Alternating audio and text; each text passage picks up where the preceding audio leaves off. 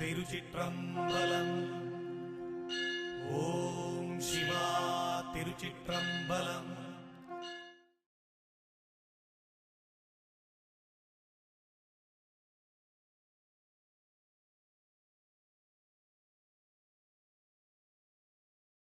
ತಿರುಚಿಟ್ರಂಬಲಂ. ಗುರುವೇ ಶರಣಂ. ನಮಃ ಶಿವಾಯ. ನಮಃ ಶಿವಾಯ. ನಮಃ ಶಿವಾಯ. ನಮಃ ಶಿವಾಯ. ಈ ಪ್ರಪಂಚದಲ್ಲಿ ಅನೇಕ ರೀತಿಯ ಸಾಧು ಸಂತರು ಇದ್ದಾರೆ. ಈ ಪ್ರಪಂಚದಲ್ಲಿ ಅನೇಕ ರೀತಿಯ ಸಾಧು ಸಂತರು, ಯೋಗಿಗಳು, ಋಷಿಗಳು, ಮುನಿಗಳು, ತಪಸ್ವಿಗಳು, ಅನೇಕ ರೀತಿಯ ಜ್ಞಾನವನ್ನು ತಿಳಿದವರು ಇದ್ದಾರೆ ಈ ಪ್ರಪಂಚದಲ್ಲಿ. ಆದರೆ ಇವರಲ್ಲಿ ಸತ್ಯವಂತರು ಯಾರು ಅಂತೇಳಿ ಕಂಡುಹಿಡಿಯಲಿಕ್ಕೆ ಬಹಳ ಕಷ್ಟ. ನೋಡಲಿಕ್ಕೆಲ್ಲ ಸಾಧುಗಳಾಗಿದ್ದಾರೆ, ನೋಡಲಿಕ್ಕೆಲ್ಲ ಸಂತರಾಗಿದ್ದಾರೆ, ನೋಡಲಿಕ್ಕೆಲ್ಲ ಬ್ರಹ್ಮಜ್ಞಾನಿಗಳಾಗಿದ್ದಾರೆ. ಇದರಲ್ಲಿ ನಿಜವಾಗಿ ಇವರು ಬ್ರಹ್ಮಜ್ಞಾನಿಗಳ, ನಿಜವಾಗಿ ಇವರು ಸಾಧುವ, ನಿಜವಾಗಿ ಇವನು ಸಂತಾನ ಅಂತೇಳಿ ತಿಳಿಯಲಿಕ್ಕೆ ತುಂಬ ಕಷ್ಟ ಉಂಟು. ಅಷ್ಟು ಸುಲಭ ಇಲ್ಲ, ತುಂಬ ಕಷ್ಟ ಉಂಟು. ನಿಜವಾದ ಒಬ್ಬ ಸಾಧು ಆದರೆ ಅವ ಯಾವ ರೀತಿ ಇರ್ತಾನೆ? ಸಾಧುವಾಗಿಯೇ ಇರ್ತಾನೆ. ನಿಜವಾಗಿ ಅವ ಜ್ಞಾನಿಯಾದರೆ ಅವ ಯಾವ ರೀತಿ ಇರ್ತಾನೆ? ಅವ ಜ್ಞಾನಿಯಾಗಿಯೇ ಇರ್ತಾನೆ.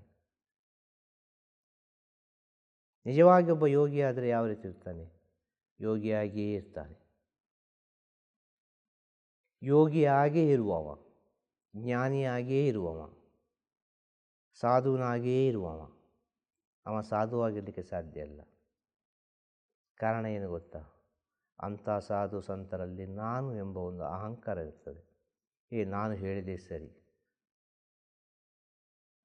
ನಾನು ಮಾಡಿದ್ದೇ ಸರಿ.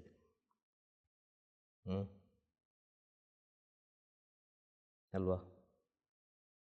ಖುಷಿ ಬಂದಾಗೆ ಹೋಗೋದು, ಖುಷಿ ಬಂದಾಗೆ ಕೇಳೋದು, ಖುಷಿ ಬಂದಾಗೆ ಇರುವುದು, ಕೊನೆಗೆ ಏನೋ ಒಂದು ಶಾಪ ಹಾಕಿ ಹೋಗೋದು. ಹಾಗೆ ಆಗ್ತದೆ, ಹೀಗೆ ಆಗ್ತದೆ, ಅದಾಗ್ತದೆ, ಇದಾಗ್ತದೆ. ಎಂಥದ್ದಾಗ್ತದೆ? ಎಲ್ಲಿ ಉಂಟು ಇವನ ಹತ್ರ ಸಾಧುವಿನ ಗುಣ? ಒಂದು ಸಾಧುವಿನ ಗುಣ ಒಂದು ಕಡೆಗೆ ಹೋದರೆ ಅವ ಮೌನವಾಗಿ ಕೂತ್ಕೊಳ್ತಾನೆ, ಏನನ್ನೂ ಕೇಳುವುದಿಲ್ಲ, ಏನನ್ನೂ ಹೇಳುವುದಿಲ್ಲ.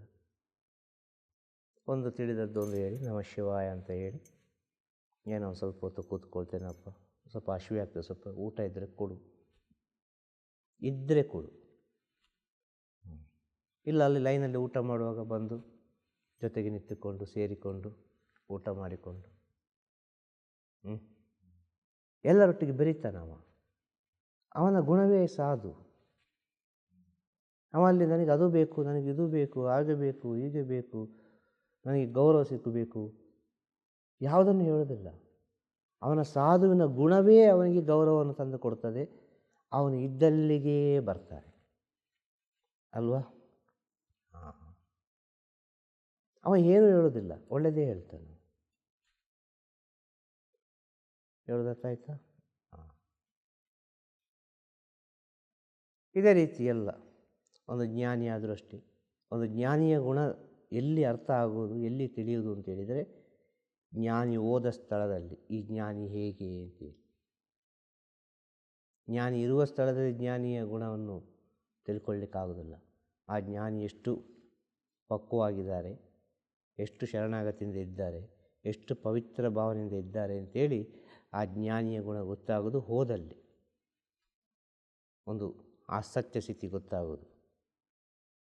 ಒಂದು ಜ್ಞಾನಿಯನ್ನು ರಾಜ ನೋಡ್ತಾ ಇರ್ತಾನೆ ಅರಮನೆಯಲ್ಲಿ, ಸಕಲ ಸೌಭಾಗ್ಯದಿಂದ ಎಲ್ಲವೂ ಉಂಟು ಅವನಿಗೆ, ಮೃಷ್ಟಾನ್ನ ಭೋಜನ, ಅದು ಇದು, ಆ ಕಡೆ ಈ ಕಡೆ ಎಲ್ಲವನ್ನೂ ಆ ಜ್ಞಾನಿಗೆ ದಾನವಾಗಿ ಕೊಟ್ಟಿರ್ತಾನೆ. ಸೇವೆ ಮಾಡಿಕೊಂಡೇ ಇರಬೇಕು ಅಂತೇಳಿ, ಪರಮಶ್ರೇಷ್ಠ ಜ್ಞಾನಿಗಳು ಇವರು ಅಂತೇಳಿ.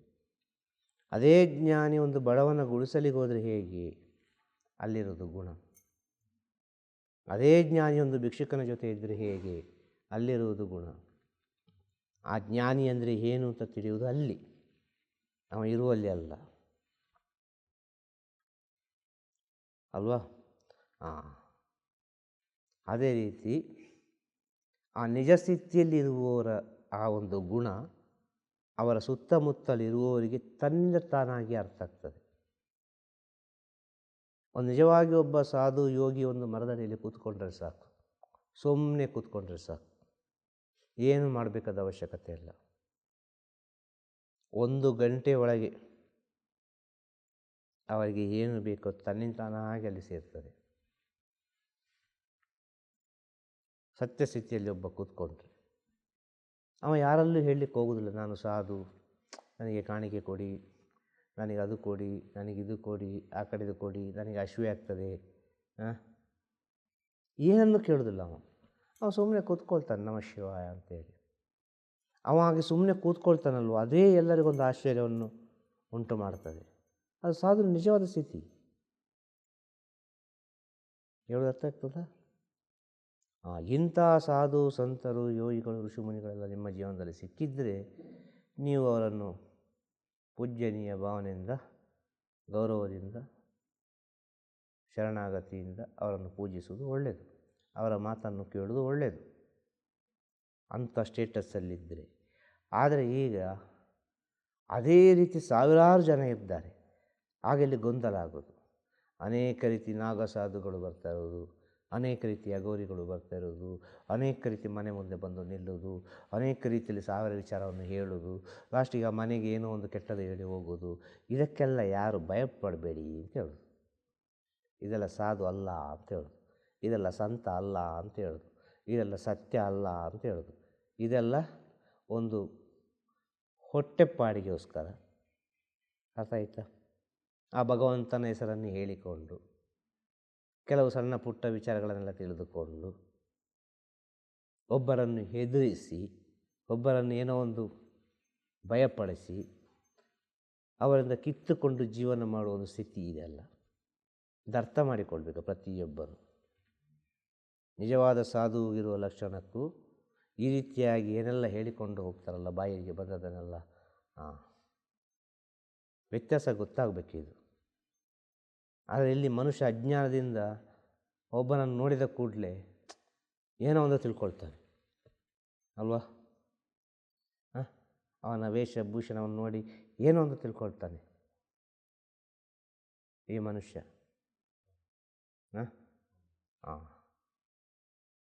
ಇವ ಸತ್ಯ ಇದ್ದರೆ ಯಾಕೆ ಇವ ಇಲ್ಲಿವರೆಗೆ ಬರ್ತಾರೆ? ಇವನಲ್ಲಿ ನಿಜವಾಗಿ ಸತ್ಯ ಇದ್ದರೆ ಇಷ್ಟು ದೂರ ಯಾಕೆ ಬರ್ತಾನೆ ಹುಡುಕಿಕೊಂಡು? ಇವನಲ್ಲಿಗೆಲ್ಲ ಹೋಗಬೇಕಲ್ಲ. ಇವ ನಿಜವಾಗಿ ಒಂದು ಸಾಧು ಆದರೆ ಆ ಜ್ಯೋತಿ ಇವನ ಒಳಗೆ ಇದ್ದುಕೊಂಡು ಪ್ರಕಾಶವಾಗಿ 10 ಜನರಿಗೆ ಇವ ದಾರಿದೀಪ ಆಗಬೇಕಲ್ಲ.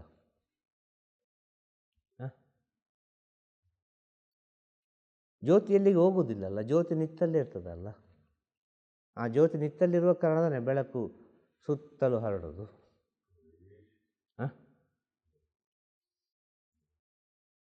ಸೂರ್ಯ ನಿತ್ತಲ್ಲೇ ಇದ್ದಾನಲ್ಲ, ಸೂರ್ಯ ಎಲ್ಲಿಗೆ ಹೋಗಲಿಲ್ಲಲ್ಲ. ಭೂಮಿ ತಿರುಗೋ ಕಾರಣದಾನೆ ಹಗಲು ರಾತ್ರಿ ಆಗೋದು.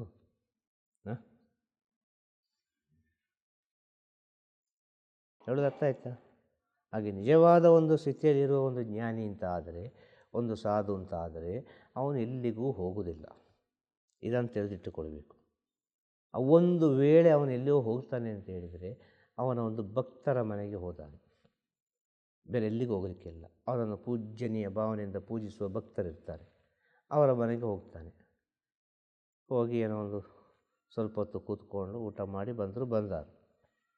ಇನ್ನೊಂದು ಹೋಗಬೇಕು ಅಂತೇಳಿ ಇದ್ದರೆ ಏನೋ ಒಂದು ಲೋಕ ಕಲ್ಯಾಣ ಆಗಬೇಕು, ಏನೋ ಒಂದು ವಿಷಯ ನಡಿಬೇಕು, ಈ ಪ್ರಪಂಚದ ಒಳಿತಿಗೆ ಬೇಕಾಗಿ ಏನೋ ಒಂದು ಆಗಬೇಕು ಅಂತ ಹೇಳುವಾಗ ಕೆಲವು ಸ್ಥಳಗಳಿಗೆ ಪಾದಸ್ಪರ್ಶ ಮಾಡಿ ಬರ್ತಾರೆ. ಹೊರತು ಅವರ ಸ್ವಾರ್ಥಕ್ಕೆ ಬೇಕಾಗಿ ಎಲ್ಲಿಗೂ ಅವರು ಹೋಗುವುದಿಲ್ಲ, ಯಾರನ್ನೂ ಹುಡುಕಿಕೊಂಡು ಹೋಗುವುದಿಲ್ಲ. ಈ ಸತ್ಯ ವಿಷಯ. ಇದು ಯಾಕೆ ಹೇಳ್ತಾ ಇದ್ದೇನೆ ಅಂತ ಹೇಳಿದರೆ, ಈ ಭಗವಂತ ಅಂತ ಹೇಳುವ ಹೆಸರಿನಲ್ಲಿ ಅನೇಕ ರೀತಿಯ ಮೋಸಗಳಾಗ್ತಾ ಉಂಟು ಅಂತ ಹೇಳೋದು. ಆ ದೇವರು ಅಂತ ಹೇಳುವ ಹೆಸರಿನಲ್ಲಿ ಅನೇಕ ರೀತಿಯಲ್ಲಿ ಮನುಷ್ಯರು ಅಜ್ಞಾನಕ್ಕೆ ಬೀಳ್ತಾ ಇದ್ದಾರೆ ಅಂತ ಹೇಳೋದು. ನಿಜವಾದ ಒಂದು ಆ ಸತ್ಯ ಸ್ಥಿತಿಯ ಜ್ಞಾನದ ಸ್ಥಿತಿ ಉಂಟಲ್ವ, ಅದು ಯಾವತ್ತೇ ಇದ್ದರೂ ಕ್ಷಮಿಸೋದು, ಯಾವತ್ತಿದ್ರೂ ನಗೋದು, ಯಾವತ್ತಿದ್ರೂ ಒಳ್ಳೆಯದೇ ಅಂತ ಹೇಳೋದು. ಇದು ಸತ್ಯಸ್ಥಿತಿ. ಅದು ಒಳ್ಳೆಯದೇ ಬಯಸುತ್ತದೆ, ಈ ಲೋಕದ ಕಲ್ಯಾಣವನ್ನೇ ಬಯಸುತ್ತದೆ. ಯಾರನ್ನದು ನಿಂದಿಸುವುದಿಲ್ಲ, ಸುಮ್ಮನೆ ಕೂತ್ಕೊಂಡಿರ್ತದೆ. ಈ ಸತ್ಯ ವಿಷಯ. ಅಂಥ ಸ್ಥಿತಿಯಲ್ಲಿರುವ ಜ್ಞಾನಿಗಳನ್ನು ನಿಂದನೆ ಮಾಡಿ ಶಾಪ ಕಟ್ಟಿಕೊಳ್ಳುವುದು. ಅವರು ಯಾವುದೋ ಸ್ಥಿತಿಯಲ್ಲಿರ್ತಾರೆ ಸತ್ಯವಂತರು. ಅವರು ಮೌನವಾಗಿ ಎಲ್ಲೋ ಒಂದು ಕೂತ್ಕೊಂಡು ನಮಃ ಶಿವಾಯ ಅಂತ ಹೇಳ್ತಾ ಇರ್ತಾರೆ. ಅವರನ್ನು ಕೂತ್ಕೊಳ್ಳಲಿಕ್ಕೆ ಬಿಡುವುದಿಲ್ಲ, ಅವರಿಗೆ ಸರಿಯಾದ ರೀತಿಯಲ್ಲಿ ಜೀವನ ಮಾಡಲಿಕ್ಕೆ ಬಿಡುವುದಿಲ್ಲ. ಸಾವಿರ ರೀತಿಯಲ್ಲಿ ನಿಂದನೆ ಮಾಡಿಂದ ಓಡಿಸಿ ಗಿಡಿಸಿ ಏನೋ ಒಂದು ಮಾಡಿಬಿಡ್ತಾರೆ ಯಾರನ್ನು, ಪವಿತ್ರವಾದ ಸ್ಥಿತಿಯಲ್ಲಿರುವವರನ್ನು. ಈ ರೀತಿಯಾಗಿ ಎಲ್ಲ ಯಾವ್ಯಾವ ರೀತಿಯಲ್ಲೆಲ್ಲ ಬಂದು ವೇಷ ಹಾಕಿಕೊಂಡು ಸಾವಿರ ರೀತಿಯಲ್ಲಿ ಬರುವವರಿಗೆ ಬಹಳಷ್ಟು ಗೌರವ. ಇದು ಮನುಷ್ಯನ ಅಜ್ಞಾನ ಅಂತ ಹೇಳೋದು. ಇಲ್ಲಿ ಮನುಷ್ಯನಿಗೆ ಗೊತ್ತಾಗ್ತಾ ಇಲ್ಲ ಅಂತ ಹೇಳೋದು ಯಾರು ಸತ್ಯಸ್ಥಿತಿಯಲ್ಲಿದ್ದಾರೆ ಅಂತೇಳಿ. ಸತ್ಯಸ್ಥಿತಿಯಲ್ಲಿರುವ ಒಂದು ಜ್ಞಾನಿಯ ಗುಣ ಹೇಗಿರ್ತದೆ, ಆ ಸತ್ಯಸ್ಥಿತಿಯಲ್ಲಿರುವ ಒಬ್ಬರ ಮಾತು ಯಾವ ರೀತಿ ಇರ್ತದೆ, ಅವರು ಹೇಳುವ ವಿಚಾರಗಳು ಹೇಗಿರ್ತದೆ, ಅವರ ಸಮಯ ಸಂದರ್ಭಗಳಲ್ಲಿ ಯಾವ ರೀತಿ ಇರ್ತದೆ ಎಂಬ ವಿಚಾರವನ್ನು ಅರ್ಥ ಮಾಡಿಕೊಳ್ಬೇಕಾದ್ರೆ ಜೊತೆಗೆ ಇದ್ದೇ ತಿಳಿಬೇಕು. ಇದು ಯಾರಿಗೂ ಅರ್ಥ ಆಗ್ತಾಯಿಲ್ಲ. ಈಗ ಕಣ್ಣಿಗೆ ಕಾಣೋದೆಲ್ಲ ಜ್ಞಾನವೇ ಅಂತೇಳಿ ಹೇಳೋದು ವಿಷಯ. ಇವತ್ತು ಪ್ರಪಂಚದ ನಡುವ ವಿಚಾರವನ್ನು ಹೇಳೋದು ನಾನು. ಈ ಶಿವನ ಹೆಸರನ್ನು ಹೇಳಿಕೊಂಡು ಈ ನಾಗಸಾಧುಗಳು, ಈ ಅಘೋರಿಗಳು, ಅವರು ಇವರು ಅಂತ ಹೇಳಿ ಅಲ್ವಾ, ವೈಷ್ಣವ ಆದರೂ ಸರಿ, ಶೈವ ಆದರೂ ಸರಿ, ಯಾವುದೋ ಒಂದು ರೀತಿಯಲ್ಲಿ ಬಂದು ಎಲ್ಲರನ್ನು ಭಯಪಡಿಸಿ ಹೋಗುವುದು ಉಂಟಲ್ವ. ಇದಕ್ಕೆಲ್ಲರೂ ಭಯಪಡೋದು ಬೇಡ. ಸತ್ಯವನ್ನು ತಿಳಿಯಿರಿ. ಸತ್ಯವನ್ನು ತಿಳಿಯುವಾಗ ನಿಮಗೆ ಅರ್ಥ ಆಗ್ತದೆ. ಇಷ್ಟೇ ಹೇಳುವುದು ನಾನು. ಎಲ್ಲದರಲ್ಲೂ ಎರಡೆರಡು ವಿಚಾರ ಉಂಟು ಅಂತ ಹೇಳೋದು. ಒಂದು ಪ್ಲಸ್ ಉಂಟು, ಒಂದು ಮೈನಸ್ ಉಂಟು, ಒಂದು ಪ್ಲಸ್ ಉಂಟು, ಒಂದು ಮೈನಸ್ ಉಂಟು. ಇಲ್ಲಿ ಯಾವುದು ಅಂತೇಳಿ ನಮಗೆ ಗೊತ್ತಾಗೋದಿಲ್ಲ ಅಷ್ಟೆ. ಯಾವುದೇ ವಿಚಾರ, ಆಧ್ಯಾತ್ಮಿಕ ಆದರೂ ಸರಿ, ಭೌತಿಕ ಆದರೂ ಸರಿ, ಲೌಕಿಕ ಆದರೂ ಸರಿ, ಅಲೌಕಿಕ ಆದರೂ ಸರಿ, ಒಳ್ಳೆಯದು ಕೆಟ್ಟದು, ಒಳ್ಳೆಯದು ಕೆಟ್ಟದು ಒಂದರಲ್ಲೇ ಉಂಟು. ಇಷ್ಟೇ ಹೇಳೋದು. ಹೇಳೋದಾಯ್ತಾ? ಎಲ್ಲರಿಗೂ ಶುಭವಾಗಲಿ, ಎಲ್ಲರಿಗೂ ಜಯವಾಗಲಿ. ತಿರುಚಿಟ್ರಂಬಲಂ. ಗುರುವೇ ಶರಣಂ. ನಮಃ ಶಿವಾಯ, ನಮಃ ಶಿವಾಯ, ನಮಃ ಶಿವಾಯ.